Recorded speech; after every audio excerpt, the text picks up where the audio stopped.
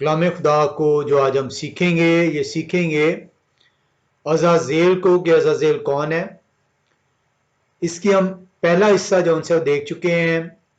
इसमें हमने देखा कि अज़ाज़ेल जो उनसे इब्रानी ज़ुबान का लफ्ज़ ये जो उनसे दो अल्फाज से मिलकर बना है, अज़ेल और अज़ाल से। हमने पिछली दफा सीखा और ये जानने की कोशिश की कि अज़ाज़ेल क्या मसाया को जो है बयान करता है या क्या ये शैतान की जौन सी नुमाइंदगी करता है। हम इसी सवाल को जानने की कोशिश कर रहे हैं। हम जो उनसे इसके अंदर जो है आज वहीं से जहां से हमने जिसको छोड़ा था शुरू करेंगे। हम देख रहे हैं कि ये अज़ाज़ेल जो है ये वो बकरा है जिसे बयाबान में छोड़ा जाना है, कफारे का बकरा है। और हम जो उनसे इसको अहबार की किताब 16 बाब के अंदर देखते हैं। हमने लास्ट टाइम सीखा कि महज 4 मरतबा जो है अज़ाज़ेल जो है इसका जिक्र जो है वो कलाम खुदा में पैदाइश से लेकर मुकाशफा तक आया है। और ये चारों मरतबा अहबार की किताब 16 बाब के अंदर ही इसका जिक्र मज़कूर है। हम अहबार की किताब 16 बाब में चलेंगे और हम जो उनसे उसकी 20वीं आयत को देखेंगे। अहबार की किताब 16वां बाब और उसकी 20वीं आयत जब आप देखते हैं तो कलाम खुदा आपको यूं बयान करता है, और जब वो पाक-तीन मकाम और खैमा इज्तिमा और मज़बा के लिए कफारा दे चुके हैं तो उस जिंदा बकरे को आगे लाएं। 20वीं आयत में हम देख रहे हैं कि हारून काहिन पाक-तीन मकाम, खैमा इज्तिमा और मज़बा के लिए कफारा दे रहे हैं। और उसको कफारा देने के बाद ये जो अज़ाज़ेल है, जो दूसरा बकरा है, जो जिंदा है, जिसको कुर्बान नहीं किया गया, उसको आगे लाया जा रहा है। हमने पिछली दफा देखा कि 20वीं आयत हमें बयान करती है कि 3 चीजों का कफारा अदा किया गया है, पाक-तीन मकाम, खैमा इज्तिमा और मज़बा का। और बनी इस्राइल का इसमें जिक्र नहीं है 20वीं आयत में। लेकिन अगर आप अहबार 16 की 17वीं आयत को देखें तो वहां पे लिखा है, और जब वो कफारा देने को पाक-तीन मकाम के अंदर जाएं तो जब तक वो अपने और अपने घराने और बनी इस्राइल की सारी जमात के लिए कफारा देकर बाहर ना आ जाएं, उस वक्त तक कोई आदमी खैमा इज्तिमा के अंदर ना रहे। 20वीं आयत बताती है कि बनी इस्राइल का कफारा अदा नहीं किया गया, जबकि 17वीं आयत में जो उनसे ये बयान किया जा रहा है कि जब हारून काहिन अंदर जाते हैं तो वो जो उनसे अपने अपने घराने बनी इस्राइल की सारी जमात के लिए कफारा अदा करते हैं। किस तरीके से हम इस मिस्ट्री को जानेंगे, कैसे इसको हम समझ सकते हैं? क्योंकि 17वीं आयत में यह कहती है कि हारून काहिन, उनके औलाद और बनी इस्राइल की कुल जमात का कफारा उस बकरे के जरिए अदा कर दिया गया है जिसके नाम पर यहोवा खुदा की चिट्ठी निकली है। और 20वीं आयत में कहा जा रहा है कि अब ये जो दूसरा बकरा है, जो अज़ाज़ेल जिसको कहा जा रहा है, उसको आगे लाया जाना है। और 20वीं आयत हमें बताती है कि मज़बा, पाक-तीन मकाम और खैमा इज्तिमा का कफारा अदा किया गया है। बनी इस्राएल का नहीं है। अब यहां पे हमने ये देखना है कि ये अज़ाज़ेल क्या है, क्या ये मसाया को रिप्रेजेंट करता है, क्या ये शैतान को रिप्रेजेंट करता है। ये दोनों में से किसको प्रीफिगर कर रहे हैं, किसको रिप्रेजेंट कर रहे हैं, किसको नुमाइंदा, किसका नुमाइंदा है, किसकी नुमाइंदगी कर रहे हैं। वो लोग जो ये बिलीव रखते हैं कि अज़ाज़ेल शैतान की नुमाइंदगी करता है, वो हरगिज हरगिज ये नहीं कहते कि शैतान जो उनसे है वो इस्राएल का कफारा दे रहा है। हम यहां पे दोनों मौक़िफ़ों को जानना चाह रहे हैं कलाम खुदा से। हमें ये इल्म है कि शैतान का कफारे के साथ कोई ताल्लुक नहीं है। शैतान जो उनसे है गुनाह को सरजद करवाने वाला है, वो इंस्टिगेट करने वाला है, वो मास्टर माइंड है। और इंसान जो उनसे है वो परपिट्रेटर है, वो उस गुनाह को जो शैतान ने उसके ज़हन में डाला उसको अंजाम देने वाला है। अब इससे हरगिज मतलब ये नहीं है कि इंसान ये कहे कि गुनाह मैं ना करता अगर शैतान मुझे उसके लिए आमादा ना करता। इंसान को खुदा ने अपनी शबीह पे बनाया है, उसे इख्तियार दिया है अच्छे और बुरे का, उसे सोच दी है, उसे अक्ल दी है, उसे फहम दी है, उसे दनाई बख्शी है, उसे हिकमत बख्शी है, उसे तमीज बख्शी है कि वो अच्छे और बुरे में तमीज कर सके, वो अपने किए का अंजाम पाएगा। आए हम देखें कि जो शैतान है कैसे हम कह सकते हैं कि वो गुमराह करता है।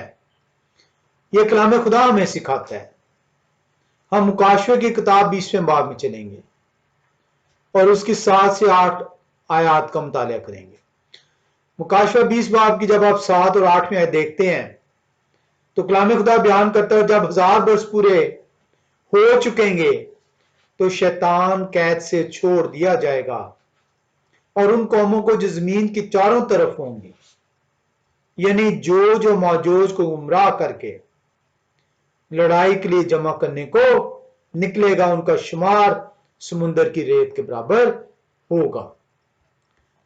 अब आपने यहां पे देखा मुकाशवे की किताब में कि ये शैतान है जो कि गुमराही का सबब बनता है।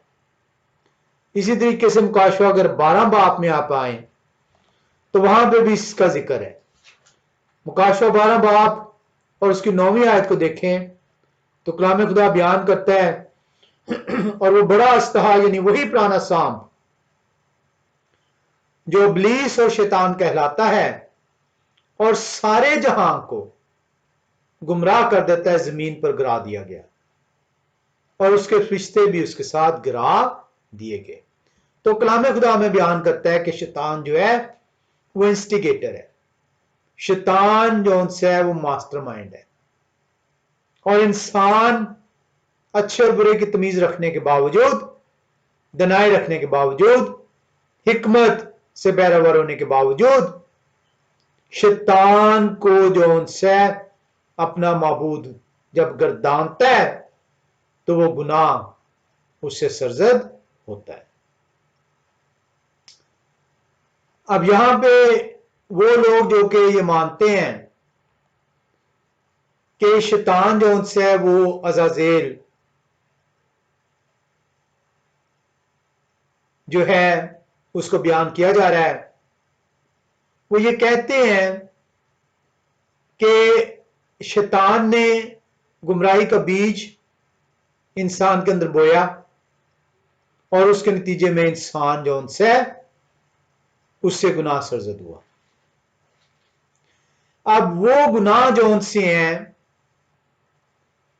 क्योंकि शैतान ने उसके अंदर बोए थे, शैतान जो उनसे है उसके गुनाह का सबब ठहरा था, तो इसलिए इस अज़ाज़ेल जो बकरा है, इसके ऊपर आप तमाम गुनाह वो जो आपके अंदर उसने बोए थे, आप उसके ऊपर ट्रांसफर करते हैं। और वो अपने गुनाह जो उनसे हैं, आप जब उस बकरे के ऊपर ट्रांसफर कर देते हैं दोनों हाथ रख कर, तो उस बकरे को जो उनसे आप बयाबान में छोड़ देते हैं। इसलिए वो कहते हैं कि ये जो अज़ाज़ेल है ये शैतान की नुमाइंदगी करता है कि इंसान अपने तमाम गुनाह जो उसके अंदर बोए गए थे, उन गुनाहों को उसने अपने हाथों के जरिए से उस बकरे के ऊपर मुंतकिल किए हैं और उस बकरे को जो उनसे बयाबान में भेज दिया गया। हम जो उनसे इसको तफसील से देखेंगे, क्योंकि ये जानना बड़ा जरूरी है कि क्या अज़ाज़ेल वाकई शैतान की नुमाइंदगी कर रहा है, क्या इनका मौक़िफ़ सही है। वो लोग जो कि ये कहते हैं कि अज़ाज़ेल मसाया को रिप्रेजेंट करता है, वो ये कहते हैं कि ये जो जानवर है, ये जो बकरा है, ये पाक है, इनोसेंट है, बेऐब है, और जब आप उस बकरे के ऊपर हाथ रखते हैं, हारून काहिन जब अपने दोनों हाथ उस पर ऊपर धरते हैं, तो वो बनी इस्राएल के तमाम गुनाह उस बकरे के ऊपर ट्रांसफर कर देते हैं। और वो बकरा जो है, जो अज़ाज़ेल है, वो बनी इस्राएल के गुनाह लेकर बयाबान में छोड़ दिया जाता है। आए हम एबार की किताब 16वें बाब को देखते हैं, उसकी 10वीं और 21वीं आयत का मुतालिया करते हैं। एबार की किताब जब आप 16वें बाब की 10वीं आयत को आपने देखा तो वहां पे आपको पता चला, लिखा हुआ था, लेकिन जिस बकरे पर अज़ाज़ेल के नाम की चिट्ठी निकले वो यहोवा खुदावंद के हुज़ूर जिंदा खड़ा किया जाए ताकि उससे कफारा दिया जाए। ये कफारे का बकरा है और वो अज़ाज़ेल के लिए बयाबान में छोड़ दिया जाए। और 21वीं आयत उस ट्रांसफरेंस को बयान करती है कि कैसे जो उनसे बनी इस्राएल का वो कफारा देगा।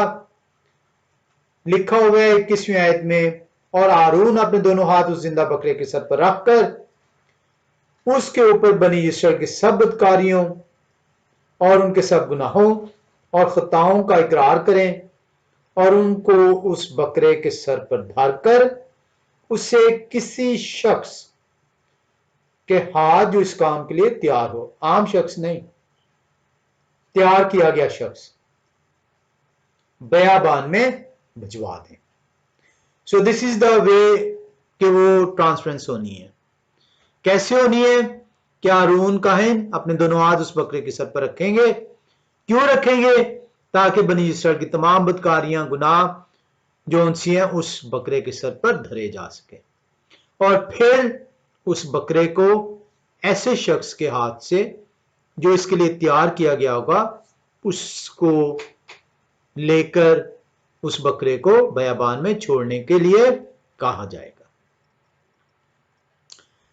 अब यहां पे आप जो देख रहे हैं कि ये जो ट्रांसफरेंस ऑफ सिन है, गुनाहों को जो उसके ऊपर धरा जाना है, आपने यहां पे देखा है कि ये सेम कुर्बानियों के अंदर किया जाता था, क्योंकि ये कफारे की कुर्बानी हो रही है। जब आप सोख्ती कुर्बानी और गुनाह की कुर्बानी को पढ़ते हैं तो कलाम खुदा आपको यूं सिखाता है। एबार की किताब पहला बाब और उसकी 4 और 5 आयत में देखते हैं। एहबार की किताब पहला बाब उसकी 4 और 5 आयत। हम ये सरसरी सा जायजा लेंगे ये कुर्बानियां किस तरीके से अदा की जाती थी। एहबार पहला बाब 4 और 5 आयत देखें तो आप वहां पे पता चलता है आपको। और वो सोख्ती कुर्बानी के जानवर के सर पर अपना हाथ रखें तब वो उनकी तरफ से मकबूल होगा ताकि उनके लिए कफारा हो। और उस बछड़े को यहोवा खुदावंद के हुजूर ज़बह करें। आरून के बेटे जो काहिन है खून को लाकर उससे उस मज़बा पर गिरदा गिर्द छिड़कें जो खैमा इज्तिमा के दरवाजा पर है। अब यहां पे आपने बार पहला बाब 4 और 5 आयत देखी है। यह सोख्ती कुर्बानी के मुतल्लिक बयान किया जा रहा है। बकरा है, जानवर है, उसके सर पर हाथ रखा जाना है ताकि उसकी मकबूलियत हो सके, कबूलियत हो सके, कफारा अदा हो सके। करना क्या है कि जब उसको आपने गुनाह उसके ऊपर मुंतकिल कर दिए हैं तो आपने उसे ज़बह करना है, आपने छोड़ना नहीं है। डिफरेंस आपने सीखना है। लिखा है वो उस बछड़े को यहोवा खुदावंद के हुजूर ज़बह करें और ज़बह करने के बाद और हारून के बेटे जो कायन है खून को लाकर उसे मज़बा पर गिरदा गिर्द छिड़कें जो खैमा इज्तिमा के दरवाजा पर है। आए हम एक और हवाले में आते हैं। एहबार तीसरे बाब में चलते हैं। एहबार की किताब तीसरा बाब दूसरी आयत को देखते हैं। लिखा है और वो अपना हाथ अपने चढ़ावे के जानवर के सर पर रखें और खैमा के इज्तिमा के दरवाजा पर उसे ज़बह करें और हारून के बेटे जो कायन है उसके खून को मज़बा पर गिरदा गिर्द छिड़कें। आप देख रहे हैं हाथ रखे जाने हैं और सिर्फ हाथ रखे जाने से ट्रांसफरेंस हो रही है, कफारा नहीं अदा हो रहा। कफारे के लिए उसको ज़बह किया जाना जरूर है। इसी तरह जो उनसे आप इसकी 8वीं आयत में देखें तो वहां भी लिखा है एहबार तीसरे बाब की और अपना हाथ अपने चढ़ावे के जानवर पर रखें और उसे खैमा इज्तिमा के सामने ज़बह करें और हारून के बेटे उसके खून को मज़बा पर गिरदा गिर्द छिड़कें।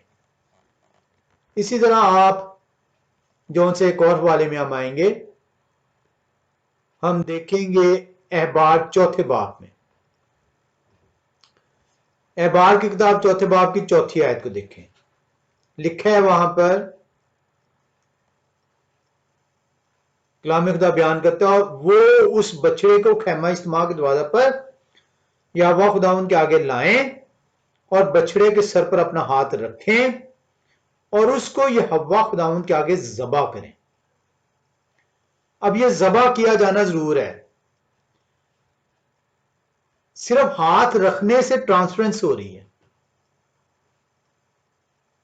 कफारा जो उनसे है वो ज़बह करने और खून बहाने से मुमकिन ठहरेगा।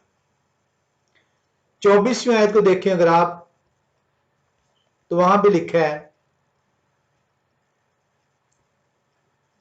और अपना हाथ उस बकरे के सर पर रखें और उसे उस जगह ज़बह करें जहां सोख्ती कुर्बानी के जानवर यहोवा खुदावंद के आगे ज़बह करते हैं। यह खता की कुर्बानी है, गुनाह की कुर्बानी जो उनसी है। सोख्ती कुर्बानी का भी आपने देख लिया कि उसमें भी हाथ रखे जाने और ज़बह किया जाना और खून छिड़का जाना उसके बाद। और यहां पे भी आपने देख लिया है कि ट्रांसफरेंस हो रही है।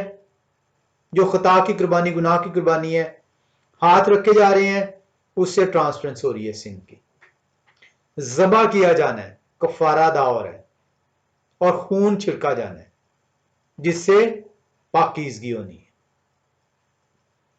आइए चले हम देखते हैं कि 16वें बाब एहबार की किताब उसकी 21वीं आयत में हुआ क्या है। लिखा है हारून अपने दोनों हाथ उस जिंदा बकरे के सर पर रख कर उसके ऊपर बनी इसराइल की सब बदकारियों और उनके सब गुनाहों और खताओं का इकरार करें और उनको उस बकरे के सर पर धर कर। यहां तक का पहला स्टेप हो गया है कि ट्रांसफरेंस ऑफ सिन हो गया है। उसे किसी शख्स के आज उस काम के लिए तैयार हो, बेयाबान भिजवा दें। अब उसे ज़िबा नहीं किया जा रहा, कफारे का बकरा है, ज़बा नहीं किया जा रहा। और आपने देखा है कि गुनाह की खुदा की कुर्बानी के लिए या सोखनी कुर्बानी के लिए जो कुर्बानी का प्रिंसिपल है, ट्रांसफरेंस ऑफ सिन है, उसके बाद स्लॉटरिंग है। जबकि यहां पे अज़ाज़ेल के साथ ऐसा कुछ नहीं हो रहा। अब ये जो उनसे एक मुहमा, एक भेद है। और शुक्र है खुदा का कि हम बैठते हैं, सीखने के लिए रजू करते हैं, उस फहम को, उस भेद को जानने के लिए। आप देख रहे हैं कि दोनों हाथ रखे गए, ट्रांसफरेंस ऑफ सिन हो गया। लेकिन ट्रांसफरेंस ऑफ सिन के बाद उसे स्लॉटर नहीं किया गया, बल्कि उसे बयाबान में भेज दिया गया और ऐसे शख्स के हाथ में से भेजा जा रहा है जो इस काम के लिए तैयार किया गया।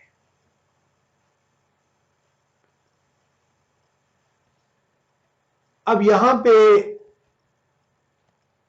आपने ऊपर देखा था तो वहां पे लिखा हुआ था सोखनी कुर्बानियां और गुनाह की कुर्बानी के लिए कि आरून कायन अपने हाथ रखते थे, जबकि यहां पे जब अज़ाज़ेल के बकरे पे ऊपर रखा जाना तो दोनों हाथ का आ गया रखने को। अब यहां पे एक डिफरेंस आपको नजर आ रहा है।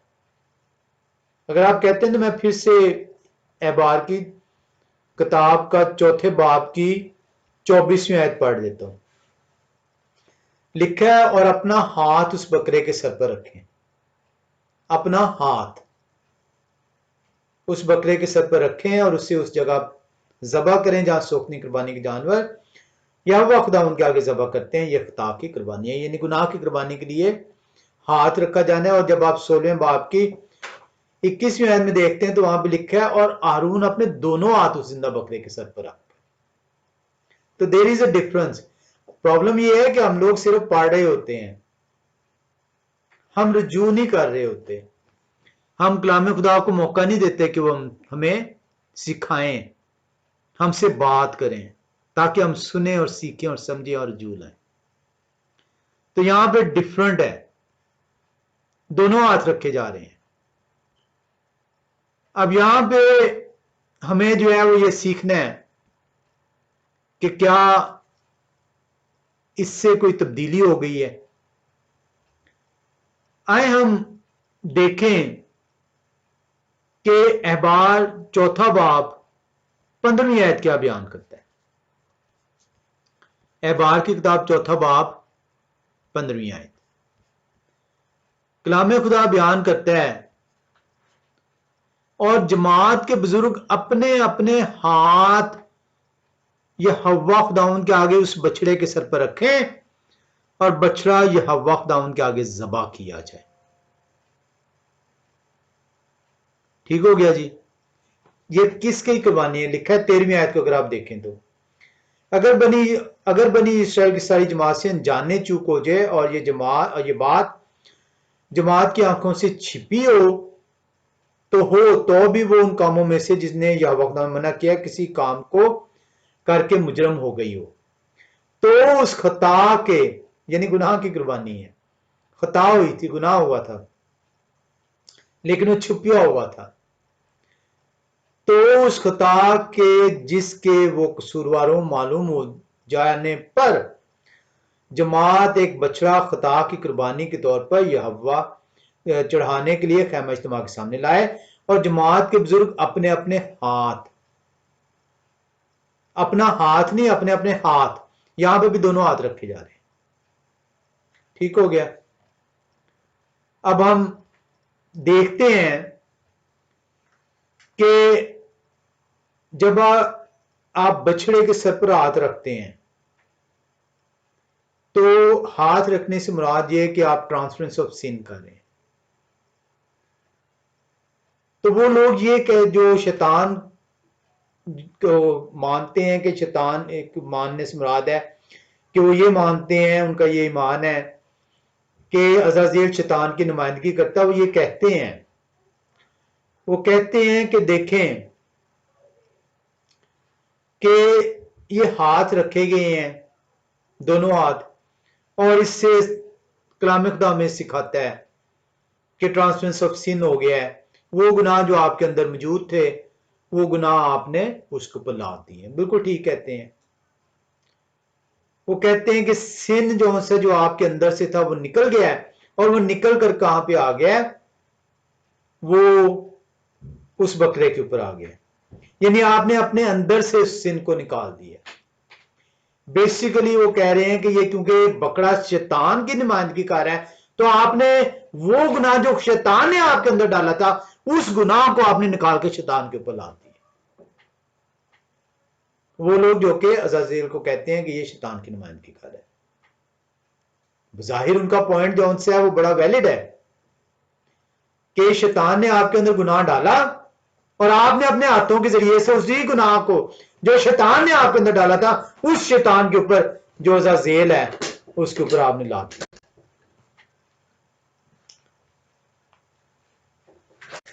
अब यहां पे हमें जो उनसे है वो ये देखना होगा कि क्या ये वाकई ऐसा है, क्योंकि ये महज यहां तक जो उनसे है तो उनकी बात भली मालूम होती है, लेकिन क्या उस कहते हैं शैतान के साथ सलूक, उसको हमें सीखना होगा कि शैतान के साथ सलूक कलाम खुदा में क्या लिखा है। आए हम इसके लिए एक और हवाले में आते हैं, बार किताब 24वें बाब में। आपने परेशान नहीं होना, मेरी कोशिश है कि मैं ज्यादा कॉम्प्लिकेट करके नहीं, बल्कि जितना आसान हम इसको अज़ाज़ील को सीख सकते हैं, क्योंकि ये दोनों पहलू हैं।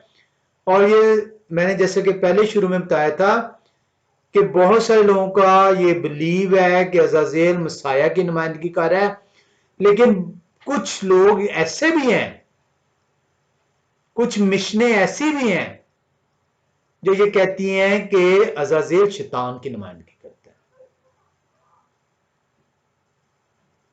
हम 24वें बाब की 14वीं आयत को देखते हैं। बार की किताब 24वें बाब की 14वीं आयत।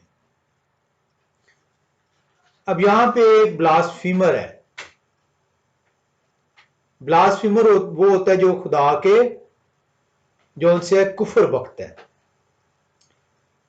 एबार 24वें बाब की 14वीं आयत यूं बयान करती है, उस लानत करने वाले को लश्करगाह के बाहर निकाल कर ले जा, और जितनों ने उससे लानत करते सुना वो सब अपने अपने हाथ उसके सर पर रखें और सारी जमात उसे संसार करे। अब यहां पे ब्लास्फेमर जो है ये एनिमल नहीं है, लेकिन उस ब्लास्फेमर के ऊपर, क्योंकि उसने गुनाह किया है, और ये ब्लास्फेमर कुफारा भी नहीं दे रहा, क्योंकि इंसान से तो कुफारा नहीं लिया जाना, ये तो बकरों बरों बैलों से कहा गया था, तो इंसान तो कुफारा नहीं दे सकता था, क्योंकि इंसान तो खुद गुनाह था, गुनाह उसके अंदर था। तो बेगुनाह जो उनसे वो सिर्फ कुफारा दे सकता है, गुनाहगार का। अब यहां पे 14वीं आयत जो उनसी है वो बयान करती है बार 24वें बाब की। यहां पे वो कह रहा है कि वो लोग जिन्होंने उस शख्स को कुफर बकते सुना था, वो अपने अपने हाथ उसके ऊपर रखेंगे। क्यों? क्योंकि उन्होंने उस गुनाह को जो उस शख्स से सरजद हुआ उसको उन्होंने सुना, और यहां पे ये आपको ये बताया जा रहा है कि उस सुनने की वजह से वो नापाक हो गए हैं, क्योंकि उन्होंने उस लानत को सुना है।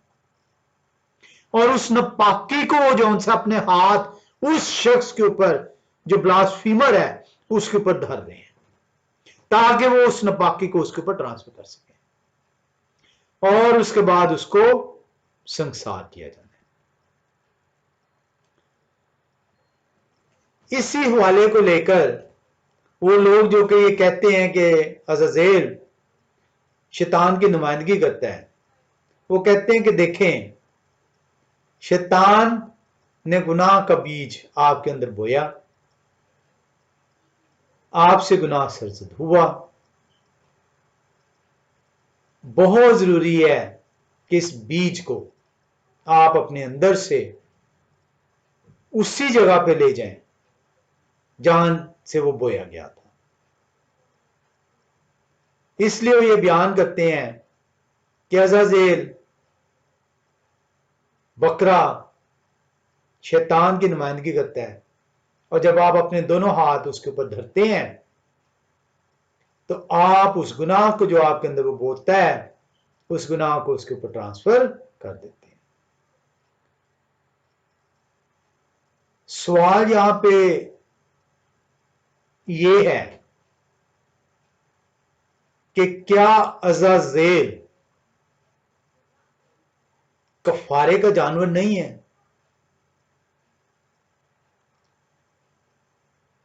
क्या शैतान हमारा कफारा देगा? यहां तक तो उनकी बात ठीक है, भली मालूम होती है, जहन में समझ आती है कि शैतान ने जो बीज बोया वो आपने अपने हाथों के जरिए से उसके ऊपर ट्रांसफर कर दिया। लेकिन अज़ाज़ेल कलाम खुदा में बयान कर रहा है कि वो कफारे का बकरा है। और क्या शैतान हमारा कफारा देगा? अब यहां पे जो से है इसे हमें सीखना होगा। जब मैंने आपसे शुरू में बयान किया था, मैंने कहा था कि अज़ाज़ेल दो लफ्जों से मिलकर बने, और अज़े और अजाल, और मैंने उस वक्त कहा था पिछली दफा कि हम अजाल को सीखेंगे कि अजाल से मुराद क्या है। ये दो लफ्जों से तो मिलके बने। अजाल की जरा हम थोड़ी सी गहराई में जाएंगे। जो अजाल है ये स्ट्रॉन्ग इसकी है 235, और जब आप स्ट्रॉन्ग्स में जाके अजाल को पढ़ते हैं तो आपको ये पता चलता है कि जाल का मतलब है ऐसा बकरा जिससे रिमूव किया जाना है, भेजा जाना है। इसके साथ साथ उन्हीं मानों के अंदर लिखा हुआ है टू गो एंड फ्रो, आना जाना, यानी एक शख्स जाता है और फिर आता है और फिर जाता है और फिर आता है। तो अजाल का मतलब जो उनसे है गोट ऑफ रिमूवल भी है, गोट ऑफ डिपार्चर भी है, गो टू एंड फ्रो भी है। लेकिन कुछ मैंने जैसे कि पहले कहा था इंग्लिश डिक्शनरी में से स्केप गोट कहा गया, जो कि गलत तर्जुमा है। स्केप गोट जो उनसी है अज़ाज़ेल जो है वो मानो में बयान ही नहीं करता उसको। ये लिटरल तो आप इसे कह सकते हैं स्केप गोट, लेकिन जब आप इसे स्पिरिचुअल देखते हैं तो आप उसको माने टोटली कंप्लीटली चेंज हो जाते हैं।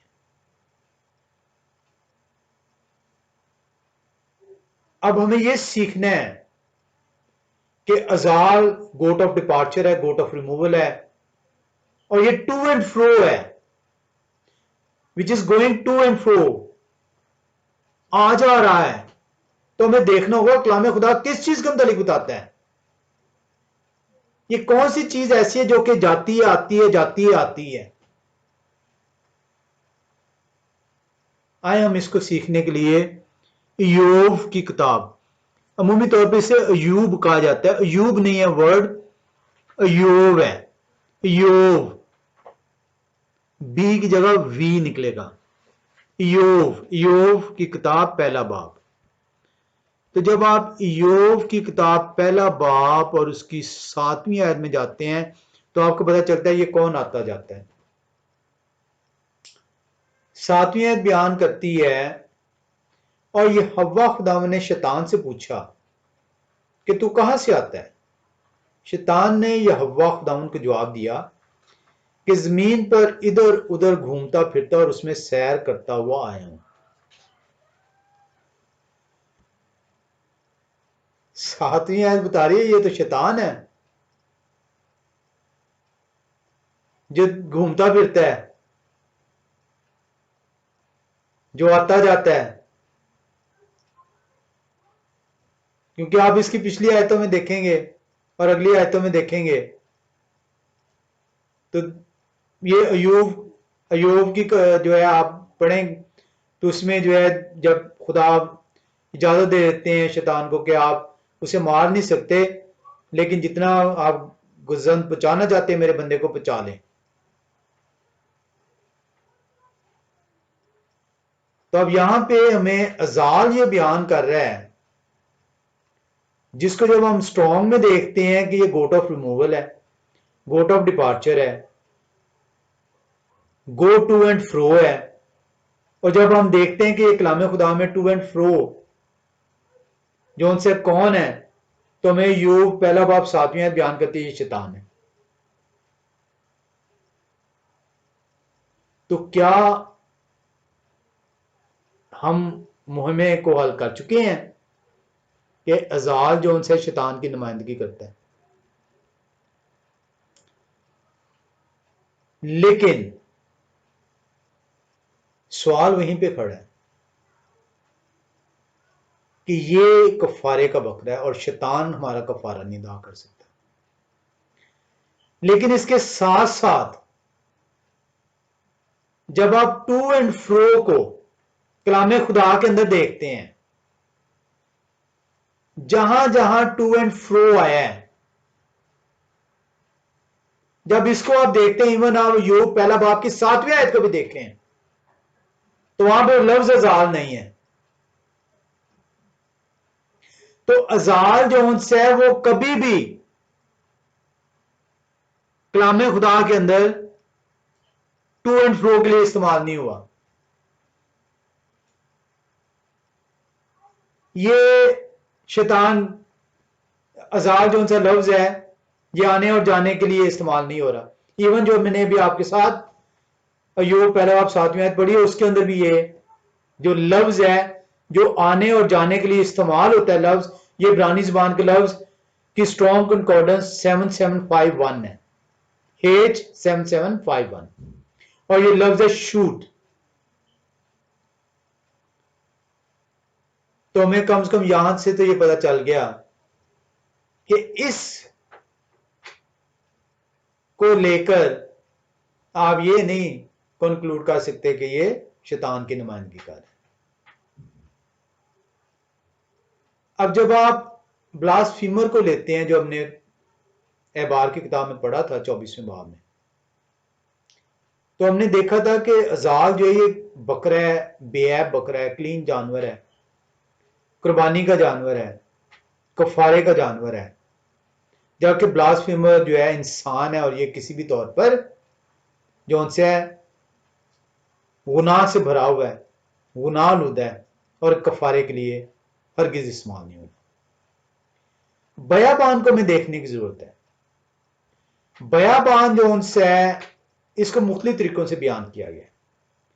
बयाबान को जब आप देखते हैं, क्योंकि हमें ये देखना है ये बयाबान में भेजा जा रहा है, तो बयाबान की जब अगर हम नेगेटिव साइड को देखें तो वहां पे हमें पता चलता है कि ये unclean animal, unclean birds, demons, जो उनसे जब आप किसी को तर्क कर देते हैं उसे आप बयाबान में भेज देते हैं। और चंद लोगों का यह भी मानना है कि बयाबान शैतान की माँ जगह है, उसके रहने की जगह है। जब आप इसकी पॉजिटिव साइड पे आए कि विल्डरनेस क्या चीज है, तो पॉजिटिव साइड आपको ये बताती है कि विल्डरनेस बयाबान आपको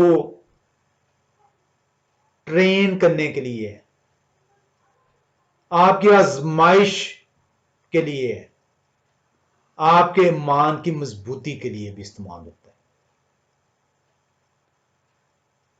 आए हम देखें कि अज़ाज़ेल जो हम सवाल सीखना चाह रहे हैं कि क्या अज़ाज़ेल शैतान की नुमाइंदगी करता है या मसाया की।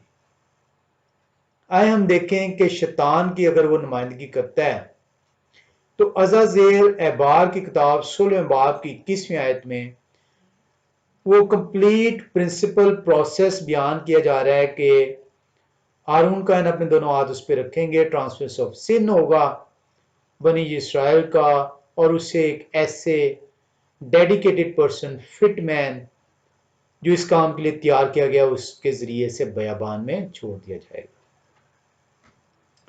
अगर ये अज़ाज़ेल शैतान की नुमाइंदगी कर रहे हैं तो हम देखेंगे शैतान के साथ कलाम खुदा क्या बयान करता है कि उसके साथ क्या सलूक किया जाएगा। हम मुकाशवे की किताब 20वें बाब में आएंगे। मुकाशवे की किताब 20वां बाब और उसकी पहली 3 आयात को देखेंगे। कलाम खुदा बयान करता है ये वो सलूक है जो शैतान के साथ किया जाएगा। लिखा है, फिर मैंने एक फरिश्ता को आसमान से उतरते देखा जिनके हाथ में अथाह गढ़े की कुंजी और एक बड़ी जंजीर थी। उन्होंने उस असदहा यानी पुराने सांप को जो अबलीस और शैतान है पकड़कर 1000 वर्ष के लिए बांधा और उसे अथाह गढ़े में डालकर बंद कर दिया और उस पर मुहर कर दी ताकि वो 1000 वर्ष के पूरे होने तक कौमों को फिर गुमराह ना करे। इसके बाद जरूर है कि थोड़े अरसा के लिए खोला जाए। बहुत जरूरी है कि आप इसको ध्यान से देखें क्योंकि ये पहली 3 आयात मुकाशवा की 20वें बाब की शैतान के सलूक को जाहिर कर रही हैं। पहली 3 आयत आपको बयान कर रही हैं कि एक फरिश्ता है जिसके पास अथाह गढ़े की कुंजी है और उसके हाथ में एक जंजीर है। वो शैतान को क्या कर रहा है? वो शैतान को क्या कर रहा है? दबोच रहा है, सीज कर रहा है, बांध रहा है और बांध रहा है उसे एक दिन के लिए नहीं, घंटे के लिए नहीं, 1000 साल के लिए। और सिर्फ बांध नहीं रहा बल्कि उसे बांध कर उसे फेंक रहा है उस अथाह गढ़े के अंदर। और सिर्फ उसे फेंक नहीं दिया गया बल्कि उस अथाह गढ़े का मुंह भी बंद कर दिया गया। ये है वो सलूक जो शैतान के साथ किया जाना है। अब वो लोग जो ये कहते हैं कि अज़ाज़ेल शैतान है, वो कहते हैं ये जो फरिश्ता है वो जो आपने 16वें बाब की 21वीं आयत में देखा था कि एक शख्स जो तैयार किया गया है, आम शख्स ने, ये कहते हैं कि ये वो फरिश्ते की नुमाइंदगी कर रहा है, अज़ाज़ेल शैतान की नुमाइंदगी कर रहा है। और ये फरिश्ता जो उनसे है उस अज़ाज़ेल को लेकर और उसे जो उनसे है बयाबान में छोड़ने जा रहा है। कलाम खुदा ने तो ऐसा कहा ही नहीं। कलाम खुदा तो बता रहा है कि जो शैतान है उसके साथ फरिश्ते ने करना क्या है?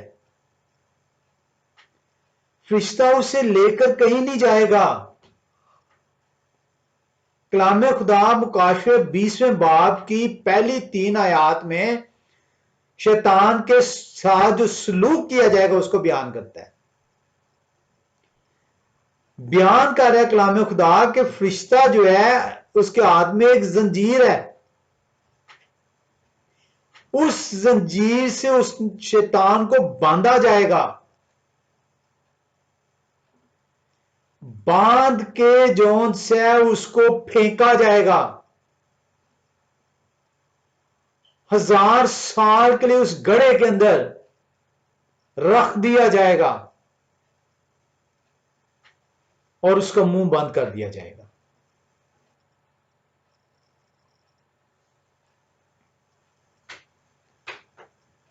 तो एबार 16 बाब की 21वीं आयत जौन सी है वो तो ऐसा सलूक नहीं बयान करी अगर अज़ाज़ेल शैतान है। आए हम दोबारा से एक दफा पढ़ते हैं और इसको सीखते हैं। एबार 16 बाब की 21वीं आयत लिखा है, और आहरून अपने दोनों हाथ उस जिंदा बकरे के सर पर रखकर उसके ऊपर बनी इसराइल की सब बदकारियों और उनके सब गुनाहों और खताओं का इकरार करें और उनको उस बकरे के सर पर धरकर उससे किसी शख्स के हाथ जो इस काम के लिए तैयार हो बयाबान में भिजवा दें। कहीं भी नहीं फेंका जा रहा, कहीं पे नहीं बांधा जा रहा। 22वीं आयत बयान करती है, और वो बकरा उनकी सब बदकारियां अपने ऊपर लादे हुए किसी वीराना जगह में ले जाएगा, और वो बकरा उनकी सब बदकारियां अपने ऊपर लादे हुए किसी वीराने जगह में ले जाएगा, सो वो उस बकरे को बयाबान में छोड़ दें। तो कलाम खुदा तो बड़ा वाज़े बयान कर रहा है कि उस बकरे को लेके जाया जाएगा और बयाबान में लेके जाया जाएगा और बयाबान में ले जाके छोड़ दिया जाएगा। तो अगर अज़ाज़ेल शैतान की नुमाइंदगी कर रहे हैं तो फिर उसको तो छोड़ा जाना है, जबकि कलाम खुदा मुकाशफे किताब में हमें बताता है कि उसे जंजीर से बांधा जाएगा और उसको अथाह गड़े में फेंक दिया जाएगा, 1000 साल के लिए कैद कर दिया जाएगा और अथाह गड़े का मुंह बंद कर दिया जाएगा। तो कलाम खुदा तो बड़ा वाज़े आपको सिखाया है कि ये अज़ाज़ेल नहीं है, क्योंकि अज़ाज़ेल शैतान नहीं है, क्योंकि शैतान कफारा तो नहीं देने वाला, और उसका प्रोसेस भी आपको बता दिया कि शैतान के साथ सलूक क्या होना है। आए हम देखें, मत्ती रसूल की इंजील में चलते हैं। उम्मीद है कि आप मेरे साथ रहेंगे। मत्ती रसूल की इंजील 4 बाब और उसकी पहली आयत में देखते हैं कि हमें कलाम खुदा क्या सिखाता है। लिखा है, उस वक्त रूह या हवा शाय को जंगल में ले गया ताकि इब्लीस से आजमाए जाएं। मत्ती रसूल की इंजील 4 बाब पहली आयत बता रही है कि रूह और मसाया और शैतान, 3 चीजों का जिक्र है इसके अंदर। रूह मसाया को लेके जा रहे हैं और मसाया को कहां पे, बयाबान में छोड़ दिया गया है। लेके कौन गया है? रूह। लेके किसको गया है? मसाया को। कहां पर? बयाबान में, ताकि इब्लीस से आजमाया जाए, शैतान से आजमाया जाए। आए हम एक और हवाले में आते हैं। मरकस रसूल की इंजील पहला बाब 12वीं आयत में लिखा है, और फिल्फ और रूह ने उन्हें बयाबान में भेज दिया। 3 चीजों का जिक्र है। रूह, मसाया के मुतालिक बात हो रही है बपतिस्मे के फौरन बाद, और बयाबान का जिक्र है। ये रूह है जो कि मसाया को लेकर बयाबान की तरफ जाया जाए। शायद आपको समझ आ रही हो। आए हम एक और हवाले में आते हैं। लुकास रसूल की इंजील 4 बाब की पहली आयत।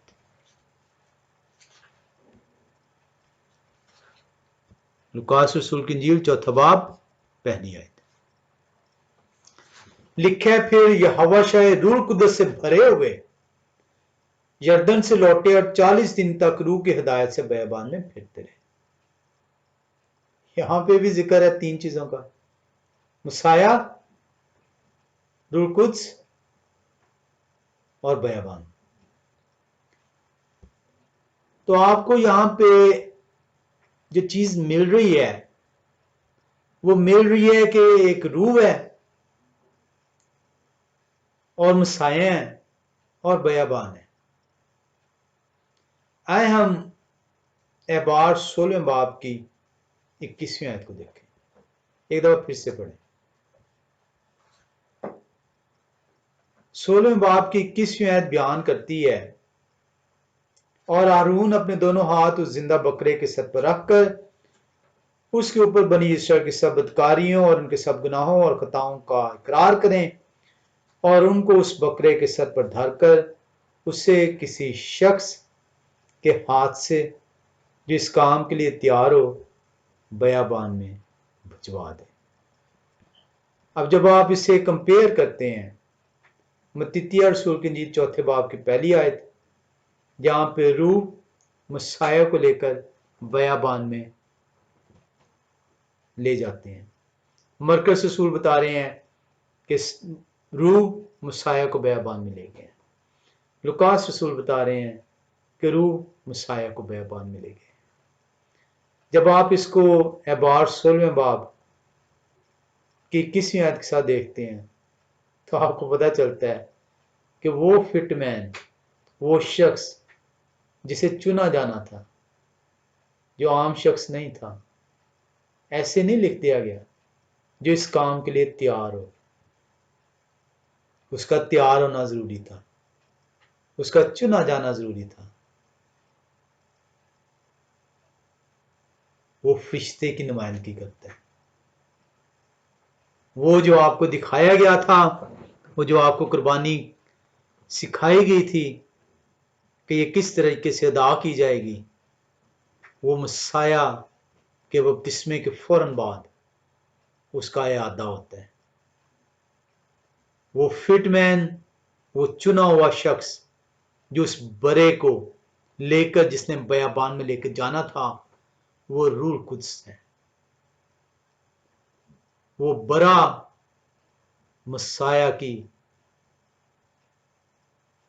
नुमाइंदगी करता है जिसको बयाबान में लेके जाना है, कहीं पे नहीं बांधा जाना। अगर ये बरा शैतान की नुमाइंदगी करता तो शैतान का तो मुकाशे 20 बाब में आपने जिक्र देख लिया कि उसे ना सिर्फ चेन से बांधा जाना था, फेंका जाना था, उस हथागड़े को 1000 साल के लिए बंद कर दिया जाना था। तो यहां भी आपको सीखने को मिलता है कि किस तरीके से मसाया के बपतिस्मे के फौरन बाद इस पेशन गोई का होना, पूरा होना जरूर था। आज तक हम बपतिस्मे का तो जिक्र करते रहे, बयाबान मसाया का जिक्र करते रहे, इस पेशन गोई, इस भेद से ना वाकिफ थे कि ये क्यों रूह उन्हें बयाबान में ले गया। क्या वो रीजन थी कि बपतिस्मा के बाद मसाया रूह कुद्दस की हिदायत से बयाबान में ले जाया जाना जरूर था।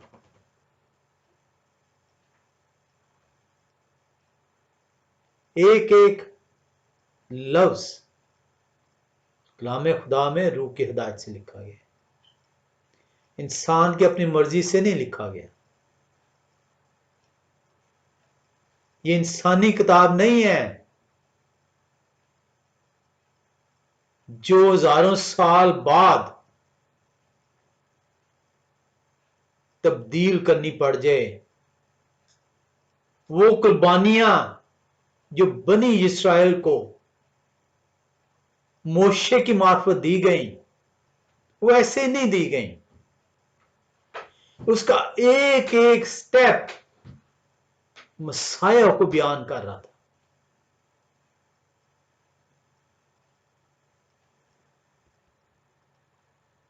बहुत सारी इसके अंदर और मजीद सीखने वाली चीजें हैं। मेरी ख्वाहिश है कि मैं आपको उन लफ्जों में ले जाऊं जो लफ्ज मत्तित्याह रसूल ने, मरकस रसूल ने, लुकास रसूल ने बयान किए हैं, जो शैतान के मुतल्लिक मुकाशफा के अंदर आए हैं, यूहन्ना आरफ ने बयान किए हैं, ताकि आपको मजीद इस भेद को जानने को मौका मिले कि इनका मतलब क्या था। लेकिन वीडियो की तवालत की वजह से हम उसे आज छोड़ेंगे। हम फिर कभी किसको जो है सीखेंगे। मत्तित्याह रसूल और लुकास रसूल को जब आप देखें तो वो आपको बयान करते हैं कि मसाया के साथ क्या होगा, और मरकस रसूल बयान करते हैं मसाया के साथ किस तरीके से होगा। आए हम दोबारा से एक दफा पढ़ लेते हैं।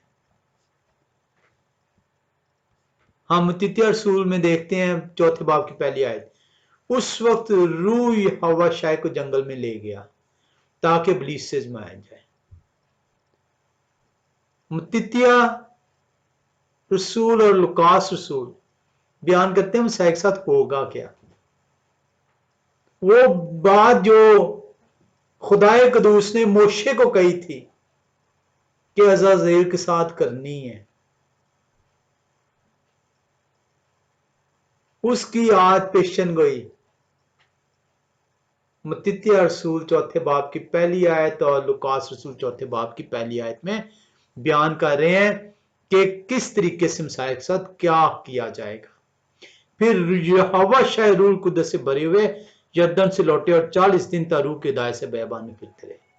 क्या होगा, और मरकस रसूल बयान करते हैं कैसे होगा। मरकस रसूल पहला बाब की 12वीं आयत में बयान करते हैं, और फिल्फ और रूह ने उन्हें बयाबान में भेज दिया। भेजने वाले कौन होंगे? रूह होंगे। अब यहां पे वो मैंने फिर जिक्र किया था कि यहां पे वो जो लफ्ज यूज किए गए हैं, जो लेड वर्ड है जिसकी इंग्लिश में ट्रांसलेशन की गई है, भेजना उर्दू में ट्रांसलेशन की गई है, उसकी यूनानी जुबान को आप देखें, आपको चीजें पता चल जाएंगी कि मरकस रसूल ने क्यों जो उनसे ये बयान किया कि किस तरीके से होगा, और मत्तित्याह रसूल और लुकास रसूल ने बयान किया कि होगा क्या।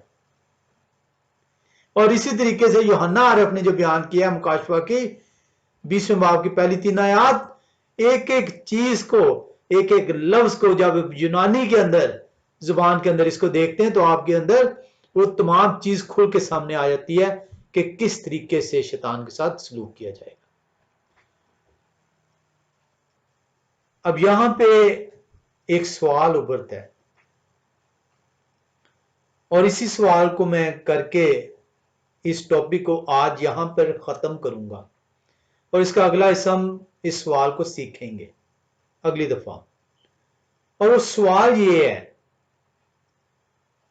जब हमने ये तो सीख लिया मत्तित्याह रसूल चौथे बाब की पहली आयत में, लुकास रसूल चौथे बाब की पहली आयत, और मरकस रसूल पहला बाब की 12वीं आयत से, कि वो जो चुना हुआ शख्स था वो रूह कुद्दस है, वो रूह है, वो बकरा अज़ाज़ेल मसाया की नुमाइंदगी करता है। वो रूह कुद्दस मसाया को लेकर बयाबान में ले जाता है। कहीं नहीं बांधा जाना, कहीं नहीं फेंका जाना, कहीं नहीं उसे जोदो कोब किया जाए।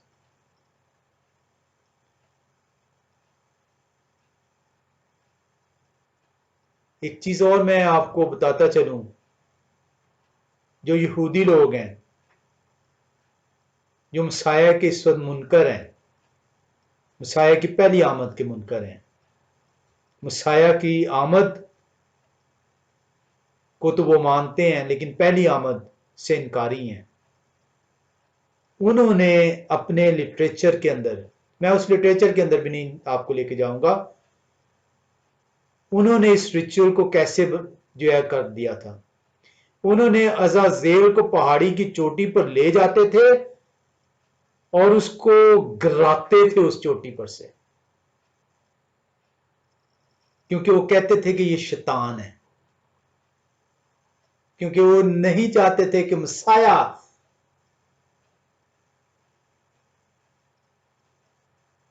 पहचान हो सके कि मसाया ने कफारा अदा किया उनका। आप उनकी लोक कहानियों में जाएंगे तो आपको उसके अंदर ये सीखने को मिलेंगी चीजें। जिस तरह आज की कलीसियाओं ने कलाम खुदा के अंदर तहरीफ की हुई है, इस तरह यहूदी रबियों ने भी तहरीफ की। ऐसी नहीं वार्निंग थी कि एक लफ्ज भी इसमें से ना निकालना और ना बढ़ाना। आपने तो नाम तक को, वो नाम जो आसमानी बाप ने फरिश्ते के जरिए से मां मिरियम को दिया, उस नाम तक को जो है तब्दील कर दिया। और आज भी आप शर्मसार हैं, नादम नहीं है, आपको नदामत नहीं है मसाया के असल नाम की तलाश के लिए। आप वही रवायती झूठ को अपने पल्ले बांधे हुए हैं।